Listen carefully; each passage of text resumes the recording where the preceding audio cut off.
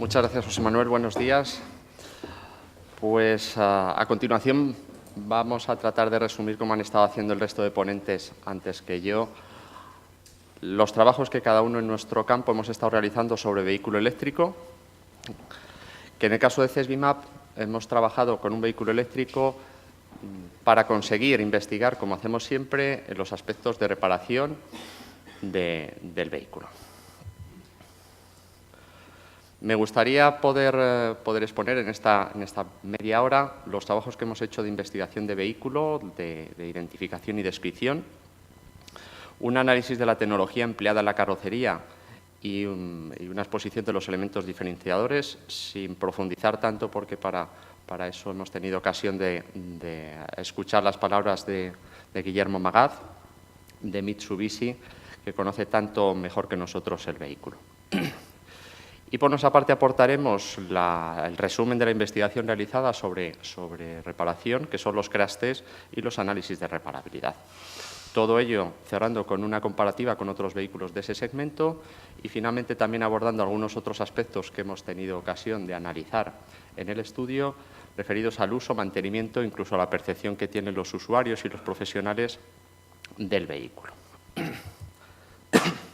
La investigación sobre vehículo eléctrico de CESBIMAP ya arrancó hace años y el primer ejemplo, uno de los principales ejemplos con los que estuvimos trabajando fue el Toyota Prius, un concepto bastante diferente del que estamos analizando ahora, del Mitsubishi Miez, pero era el primer escalón que nos hacía trabajar en esta nueva problemática, ¿no? Diferencias que tiene este vehículo frente al Mitsubishi, pues es un vehículo híbrido, es decir, tiene un funcionamiento eléctrico, pero también y fundamentalmente de combustión, un motor de combustión. La tecnología de las baterías también es diferente, es de metal hidruro frente al ion litio que vamos a utilizar, que se está utilizando actualmente, ¿no? La autonomía que permite en vehículo eléctrico el vehículo híbrido es muy pequeña, apenas unos pocos kilómetros y siempre con una velocidad baja de conducción, pero bueno, no deja de ser el primer análisis que nosotros, como digo, tuvimos ocasión ya de analizar en el 2007 y cuyos trabajos también hemos divulgado. El vehículo sobre el que hemos estado trabajando ha sido un Mitsubishi Miez.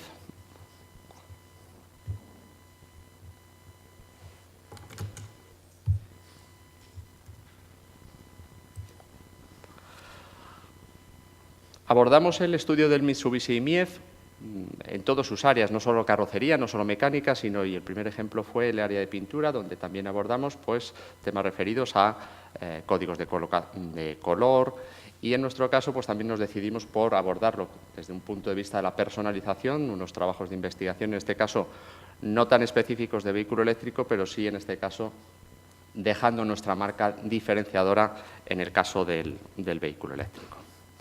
El Mitsubishi Miez, como decía Guillermo, es un utilitario de 4 plazas, es un vehículo típicamente urbano. Y los datos que nos aportaba el fabricante era una autonomía de hasta 150 kilómetros con una velocidad máxima de 130 kilómetros. El equipamiento que tiene este vehículo en esa primera fase de análisis es un equipamiento que podemos entender al nivel de cualquiera de los vehículos más modernos, con sus 6 airbags, con control de tracción y estabilidad, con ABS, en fin, con un equipamiento totalmente moderno y de máximo nivel, especialmente en lo referido a seguridad. Como curiosidad, el aire acondicionado, ¿no? En un vehículo tradicional, en un vehículo de motor de combustión, pues ese consumo adicional que supone el aire acondicionado pues no es ninguna problemática, pero en el caso del vehículo eléctrico, donde estamos haciendo un consumo de la batería, tenemos que ser muy cuidadosos con lo que montamos en el vehículo y entonces un extra como es el aire acondicionado en este vehículo sí dispone y hago un poco de hincapié porque hay que diseñar el vehículo para que esté capacitado para resistir ese consumo y hay otros vehículos eléctricos o quizás las primeras generaciones que no disponían de ello. En el análisis de la carrocería vemos que se utiliza nuevamente todo el esfuerzo tecnológico de Mitsubishi por aportar seguridad y un diseño nuevamente de lo más moderno. Hay que destacar el uso de aceros de alto límite elástico, que va a permitir dos cosas. En primer lugar, y nuevamente desde el punto de vista de seguridad, vamos a dar una estructura, vamos a dar una un diseño al vehículo, a la carrocería, para que sea capaz de absorber energía y de garantizar la seguridad en el habitáculo. Eso, digamos, como en gran parte de los vehículos. La ventaja que aportan los aceros de alto límite elástico es una sensible reducción de peso, entre el 20 y el 25%, que para el vehículo eléctrico, cuando necesitamos minimizar esa masa que vamos a tener que mover, resulta también de gran utilidad.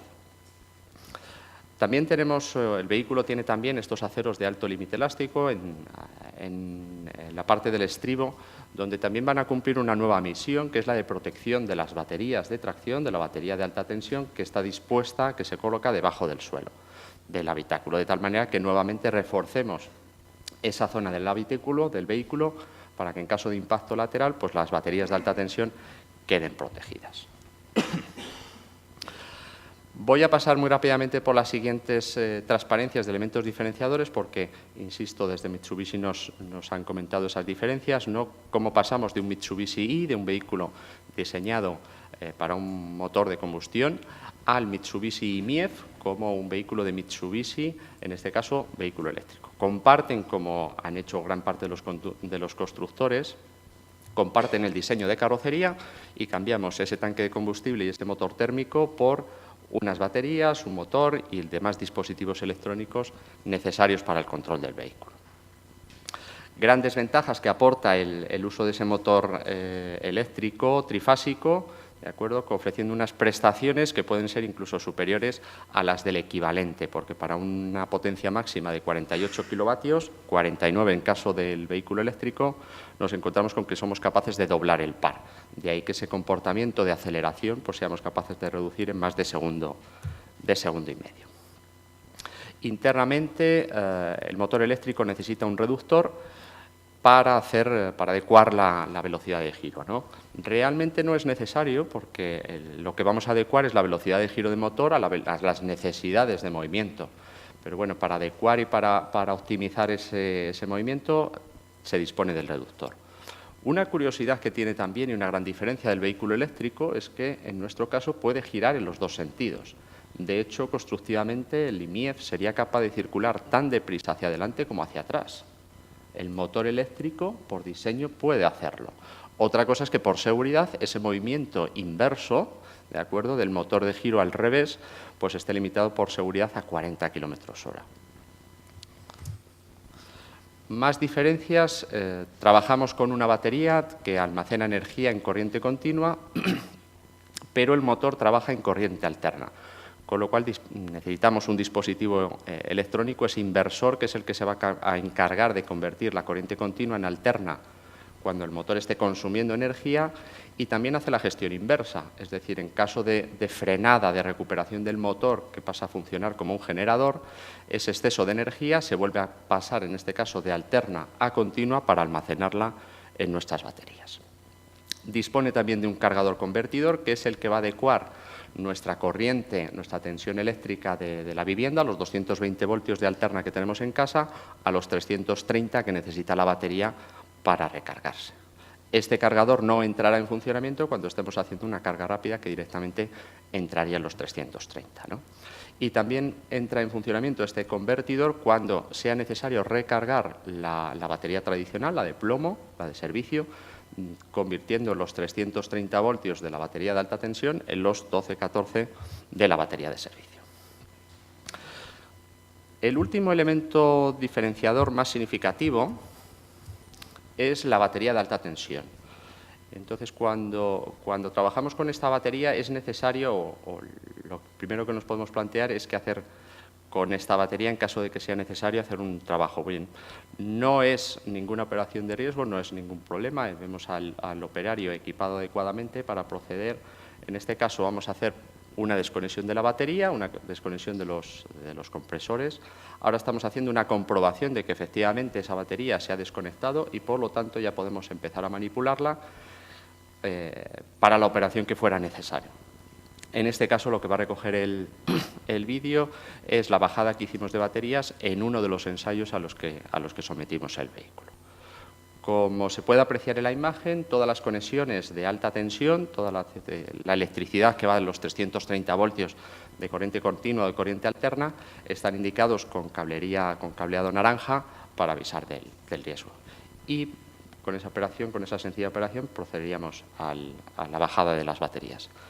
Digo sencilla operación, pero sin embargo, y por eso quería mostrar esta imagen, estamos hablando de que esta operación del desmontaje y montaje de baterías estamos hablando de unas 3 horas, con lo cual desde nuestra experiencia en el análisis del IMIEF parece que ese concepto de electrolinera y de cambio rápido de batería, al menos en este concepto de vehículo, no encaja, incluso desde el punto de vista de seguridad, protecciones, estado de la batería. Bueno, pues sería un tema que habría que discutir más en profundidad. Los sistemas de climatización, es necesario climatizar el vehículo, el compresor de aire acondicionado y el bloque de calefacción, que como son equipos de potencia, pues lógicamente van conectados a la batería de alta tensión.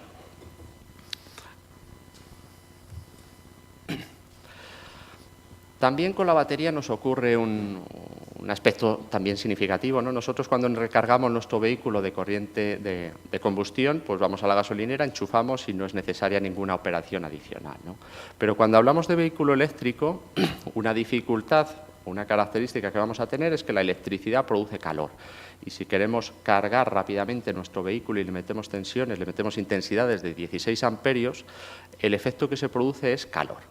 Entonces, en una carga normal, el sistema lo que va a hacer es poner en marcha un sistema de ventilación que está situado el impulsor de aire forzado, por aquí detrás, que es el que va a generar una corriente de aire a través de las baterías para refrigerarlas.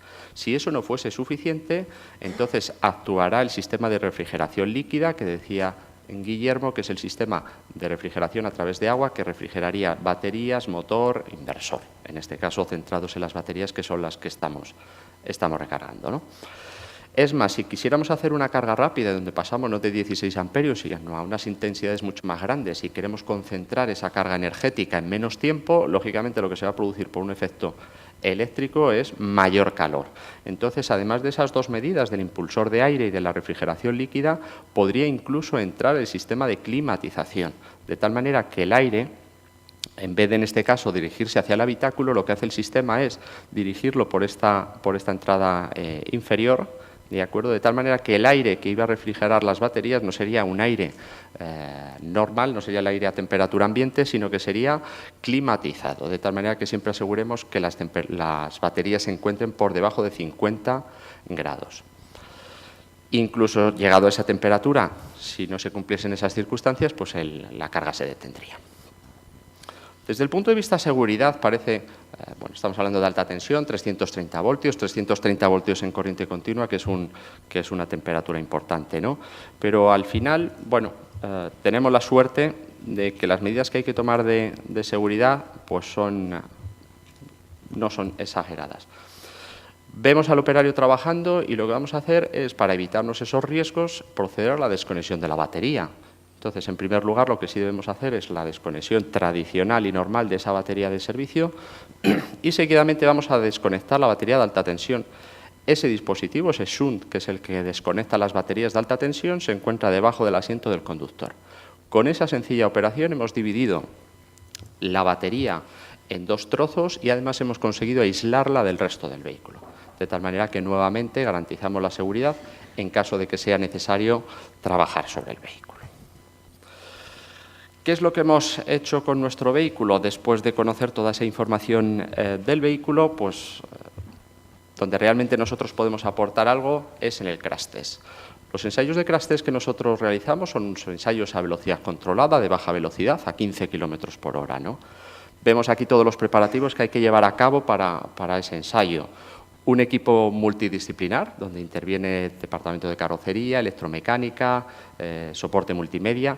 Verifican, preparan este vehículo, se equipa con todos los sensores, se fotografía, se toma medición de las holguras, se hacen las pruebas de velocidad para verificar que efectivamente colisionará a la velocidad necesaria. Y de esta manera podemos realizar y llevar a cabo el crash test. Una vez que hemos acabado el impacto, se vuelve nuevamente a analizar el vehículo, a verificar los daños que ha tenido, las holguras, se recogen los datos de los distintos sensores electrónicos que recogen la intensidad del siniestro y a partir de ahí empezaríamos con el proceso de reparación, ¿no? Bueno, no nos vamos a quedar con ganas de ver qué ocurrió en el crash. El impacto delantero es un impacto entre 15 y 16 km/h, en el que el 40% del frente izquierdo colisiona contra un muro de 35 toneladas. Esta es la toma exacta del impacto, ¿de acuerdo? Producido, como digo, a 15,1 km/h exactamente. La recogemos con cámara de alta velocidad pues, para ser capaces de recoger todos los detalles de este impacto. Dañado el coche, lo siguiente que vamos a proceder es a su reparación. Entonces, el proceso de reparación nos va a servir para conocer y evaluar efectivamente en profundidad los daños, qué procesos de reparación, qué equipamiento, qué utillaje, qué herramientas son necesarias, qué procedimientos establece el fabricante, para saber exactamente cuál es el escalón de reparabilidad, de coste de este vehículo, ¿no? El proceso de reparación en este momento nos podemos olvidar de que es un vehículo eléctrico. Hemos hecho, como veíamos antes, esa desconexión de las baterías de alta tensión, por lo tanto ya no hay riesgos de intervención y a partir de ahí pues, se trata de una operación tradicional, convencional de reparación. Estamos estirando la punta del larguero, el chapista liba tensiones, haremos mediciones como en cualquier otra reparación para verificar que efectivamente estamos devolviendo la estructura a su punto anterior. Podemos hacer las operaciones de corte, podemos hacer operaciones de soldadura sin ninguna protección y sin ninguna especificación adicional y diferente a lo que sería la reparación del crash delantero de cualquiera de los otros cientos de vehículos que hemos analizado en nuestras instalaciones. Sí comentar, como decía al principio, en el vehículo se utilizan en bastantes piezas de la estructura aceros de alto y ultra alto límite elástico para mejorar el comportamiento, para darle mayor seguridad y a la vez también reducir el peso. Y varias de las piezas que se están sometiendo a la sustitución en este caso sí que son de este tipo de acero que requiere pues, que las sierras de corte y que los trabajos utilicemos ese utillaje más adecuado. Pero, insisto, es adecuado a la reparación del vehículo por sus aceros, no porque se trate de un vehículo eléctrico, ¿de acuerdo? Durante este proceso de reparación, nosotros somos capaces de recoger los tiempos de intervención, el coste de las piezas de recambio, de tal manera que vamos a ser capaces de establecer una clasificación de los vehículos, que es de las pocas actividades que nosotros en CESBIMAP compartimos de forma un poco discreta y confidencial con la compañía aseguradora, con Mapfre, de tal manera que es una información que le va a ayudar a conocer el riesgo o la póliza que le correspondería a este vehículo en función de los trabajos, de los costes de reparación que tendría. El impacto lo hemos hecho bajo el mismo estándar siempre, entre 15 y 16 km/h, con una colisión del 40% del frente. Por lo tanto, tenemos estandarizado esos datos y a partir de ahí podemos establecer esa clasificación que, como digo, tendrá la compañía de seguros y también compartimos muchos de esos datos con el fabricante del vehículo en cuestión. En este caso, pues a Mitsubishi se le hace llegar parte de la información de este proceso de reparación en el que hemos llevado a cabo, ¿no? De hecho, esa presencia del constructor está durante el proceso de reparación, también durante las propias pruebas, porque al final hay mucha información, muchos procesos, mucha tecnología que compartimos con ellos o que contrastamos con ellos en caso de que durante el trabajo que nosotros hagamos encontremos diferencias. Esta es la parte de reparación y después pasaríamos a pintura. En el caso de pintura también vamos a hablar de que es un proceso normal, tradicional. Son solo dos las observaciones que hace el constructor y que muy probablemente son de aplicaciones al resto de vehículos, porque lo que nos indica es que no debemos secar a temperaturas superiores a 60 grados y que tampoco debemos tener el vehículo en la cabina durante el proceso de secado más de 60 minutos. Son dos observaciones que muy probablemente cualquier constructor compartiría, porque al final, más allá de la batería de alta tensión y de los dispositivos eléctricos y electrónicos diferentes a un motor convencional, también hay un equipamiento por las centralitas de control del ABS, del ESP y demás dispositivos electrónicos del vehículo que también debemos evitar que estén a esas temperaturas. Finalizado el crash delantero, vamos con la siguiente prueba, que es el crash trasero. Volvemos a hacer un ensayo, un impacto similar, estamos hablando de entre 15 y 16 kilómetros por hora. En este caso, la barrera de 1.400 kilos golpea en la parte trasera derecha, también en el 40% de la parte trasera derecha del vehículo. Al revés de lo que suele ocurrir en un proceso de análisis y de crash test de ensayo de un vehículo, pensamos en la parte delantera tengo la motorización, pues era el impacto más caro, ¿no? Y en este caso, pues teníamos miedo o teníamos mucha incertidumbre sobre cuál sería el comportamiento del vehículo en su parte trasera. Recordad que el motor, el inversor, las centralitas de control están situadas en la parte trasera. El comportamiento del impacto trasero, desde ese punto de vista, ha sido muy satisfactorio, en cuanto que no se ha visto afectado ninguno de estos elementos. No hubo daños ni en el motor, ni en el inversor, ni en el calculador. Ninguno de esos elementos se vio afectado. Entonces, el proceso de reparación al que sometemos al vehículo vuelve a ser exactamente el mismo. Es decir, la primera precaución es poner el vehículo fuera de tensión y a partir de ahí llevar a cabo un proceso de reparación tradicional. En este caso, pues vamos a hacer también un estiraje del larguero para recuperar la deformación que tenía. Como se veía antes en el listado, pues las piezas afectadas, el paragolpes, lógicamente, el larguero y una pequeña arruga también en el piso maletero.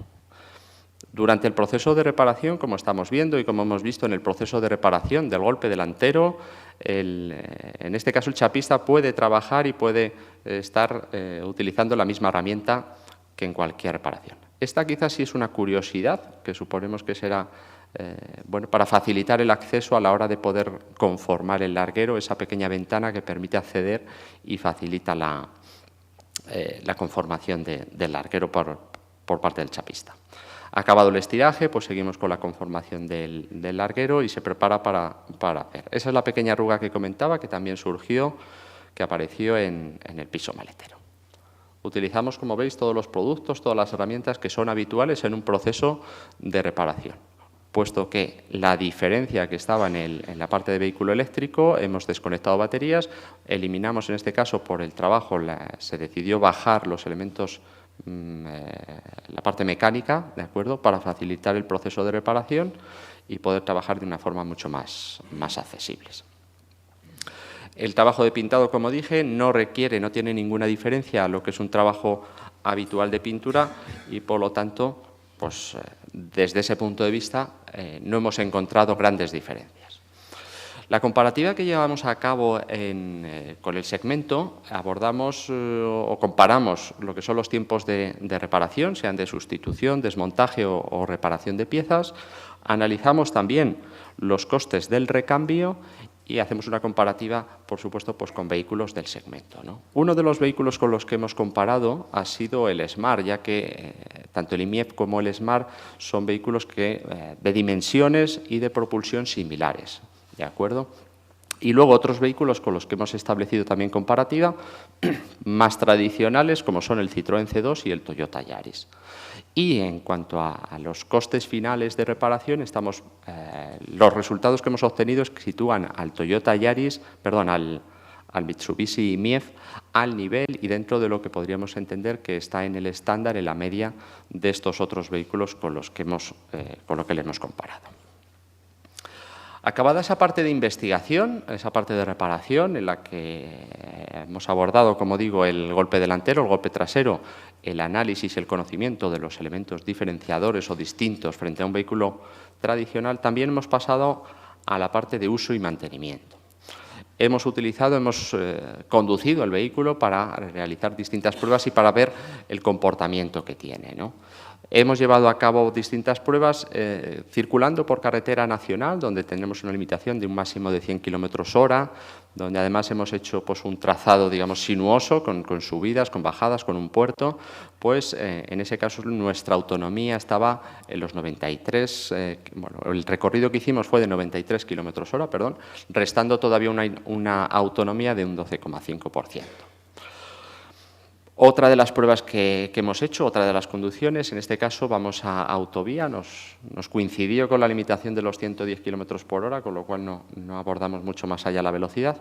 Y en ese caso, y yendo con más ocupantes, aunque todavía manteniéndonos sin consumo de aire acondicionado, también volvemos a estar con esa autonomía de los 100 km/h.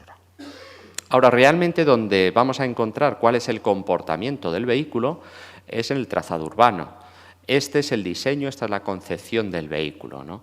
Y entonces, ahí partiendo de que tenemos una limitación de 50 km/h y que vamos a circular sobre esas velocidades y haremos esos desplazamientos, especialmente en una ciudad como Ávila, lo que hemos conseguido es alcanzar esos 142 kilómetros recorridos, ¿no? Una autonomía en línea con lo que dice el fabricante. La conducción del vehículo tiene muchas particularidades porque realmente estamos hablando de la conducción de un vehículo eléctrico que no es simplemente que cambiemos la propulsión, un sistema por otro, sino es un concepto de vehículo. Entonces, por ejemplo, uno de los modos de conducción aprovecha la frenada, ¿de acuerdo? En el momento que el vehículo está recuperando, ¿de acuerdo? Esa energía se puede recuperar y se puede realmacenar. Eso implica un cambio también en la forma de conducir, porque intentaremos reducir al máximo el uso del freno, que es desperdicio de energía, y dejar actuar al motor en un modo regenerativo, que frena, es el freno motor llevado a su máxima expresión, por cuanto estamos recuperando energía. De esa manera podremos superar los 140 kilómetros de autonomía. Puestos a hacer un poco más algunas otras pruebas, y esa la llevé yo a cabo personalmente, intenté ir a Madrid, ¿no? Que son ya 120 kilómetros, con el puerto, con la carretera, ¿no? Entonces, ajustando nuestro modo de conducción, pues finalmente fui capaz de llegar hasta Madrid, ¿no? Entonces, no es el diseño del vehículo y hay que hacer una conducción diferente porque es, de cierta manera, pensar que quiero llegar a Madrid circulando como si fuese por Ávila. Entonces, no es la forma habitual de conducción y al final podría haber conseguido pues, 150 o 160 kilómetros de haberlo recorrido, ¿no? Pero evidentemente no es el modo de conducción porque, insisto, quizás es como si estuviésemos circulando pues esos 125 kilómetros hasta Madrid, pues a 30, 40 o a 50 kilómetros y siempre aprovechando mucho la recuperación. Más cosas referidas al uso y mantenimiento, el aspecto de costes del vehículo. Y, bueno, en función de las tarifas que utilicemos, de la recarga que vayamos a hacer, en este caso estamos hablando de tarifas de último recurso, la que tendríamos cualquiera de nosotros como usuario en casa, ¿de acuerdo? Si somos capaces de aprovechar la tarifa Supervalle, que en este caso podría ser fácilmente posible porque nosotros hemos estado con recargas de 6 horas y de menos de 6 horas, ¿no? Solamente en esas pruebas que hemos llevado al límite el estado de la batería hemos necesitado las 6 horas de recarga, pero lo habitual es que te estés moviendo pues, en unas recargas, pues lo ideal es que nunca bajásemos de un 20% de autonomía y hacer una recarga que pueda llegar al 80 o al 100. Eso podemos estar hablando perfectamente de recargas de 3, como máximo 4 horas. Porque además el sistema de recarga, para proteger las baterías y las células de la batería por tema también del calor, lo que vamos a hacer es que durante las 3 primeras horas el sistema sí está cargando a esos 16 amperios, a esa máxima potencia. Con lo cual, esas 3 primeras horas de recarga son las óptimas, son las que tenemos que intentar aprovechar. Las 3 siguientes se disminuye la potencia de recarga, la intensidad de recarga, ¿vale? Y son probablemente las que nos llevarían nuestra batería desde el 80 hasta el 100%.